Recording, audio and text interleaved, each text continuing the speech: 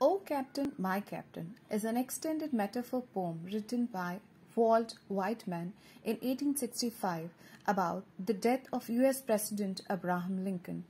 One of the poem's painful ironies is that its celebrations are intended to honor the leader who won this victory. Yet, President Lincoln is not there to witness the triumph. This is a symbolic poem where the captain refers to the President Abraham Lincoln and the ship refers to the USA. The poem describes about the victory of the Union after the end of the Civil War and also the assassination of Abraham Lincoln.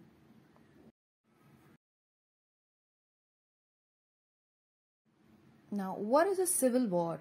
A civil war is a war between citizens of the same country. O Captain, my Captain, our fearful trip is done. The ship has weathered every rack, the prize we sought is won. The port is near, the bells I hear, the people all exulting, while follow eyes the steady keel, the vessel grim and daring. Weathered means withstood. Rack is extreme pain or some kind of an obstacle. Exulting means celebrating. Keel is the timber or steel structure at the base of the ship. Vessel is the ship itself. Grim means gloomy or serious. The poet calls out to the captain of the ship, saying that the fearful trip is done. That means the captain is calling out Lincoln, who's the captain of the ship representing US, right? So the American war for independence has now come to an end. The ship has withstood the storm or every obstacle and finally won the prize of victory. The port was very near and he could hear the bells as well as the cries of the people who are excited and celebrating the victory. All eyes are following keel of the ship, but unfortunately the ship is really dull and daring. Dull due to the unfortunate loss, and daring refers to the daring act of the ship to have completed its fearful trip. The ship is described as steady, but also battle-hardened, grim and daring, thus emphasizing its bravery and longevity in the face of long dangers.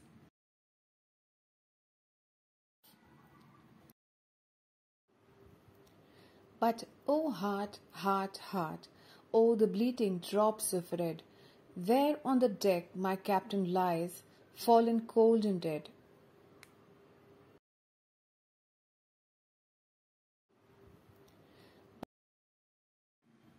The heart has shattered and torn over the death of the ship's captain. There are drops of blood where the captain lies cold and dead.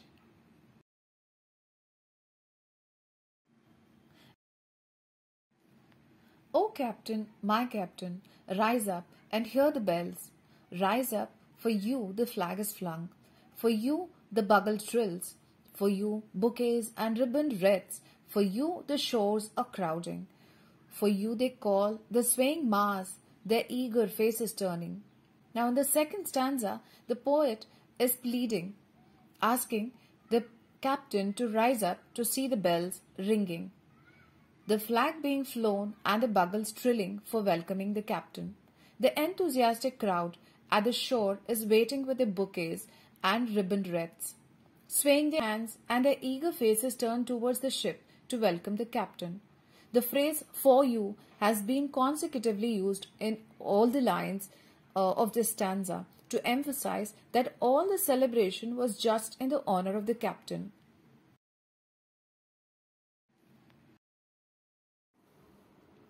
A bugle is a brass instrument like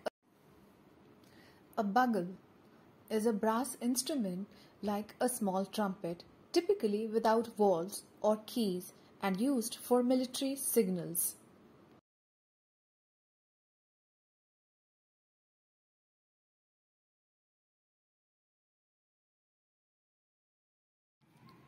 Here, Captain, dear father, this arm beneath your head, It is some dream that on the deck you have fallen cold and dead.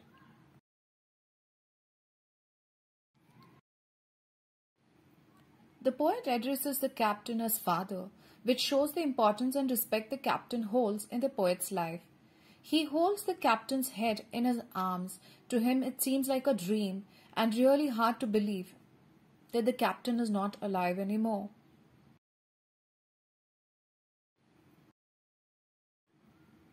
My captain does not answer. His lips are pale and still.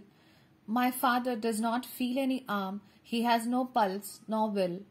The ship is anchored safe and sound, its voyage closed and done. From fearful trip, the victory ship comes in with object won. In this stanza, the poet is in deep agony as the captain has failed to respond to his cries. His lips are pale and still, and he cannot even feel anything. The liveliness from the captain's face has drained now. His pulse has stopped and he is unlikely to move from now on. The ship has reached safely in the harbour and has been anchored. The voyage is now complete.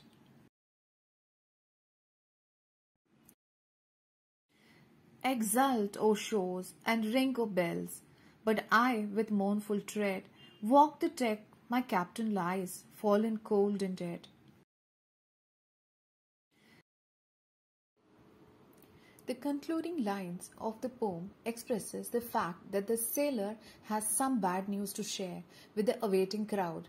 He appeals directly to the cheers and ringing bells for the much-awaited captain.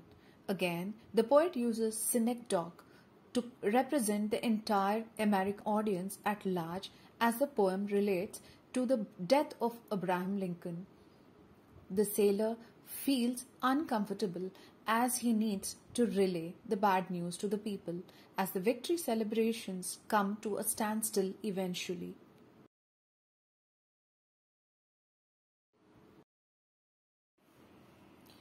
AA, BB, CD, ED is the rhyme scheme of this poem.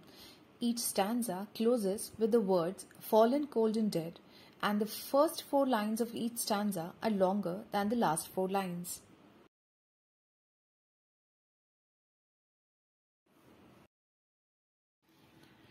So with that, we come to an end of the summary of this poem.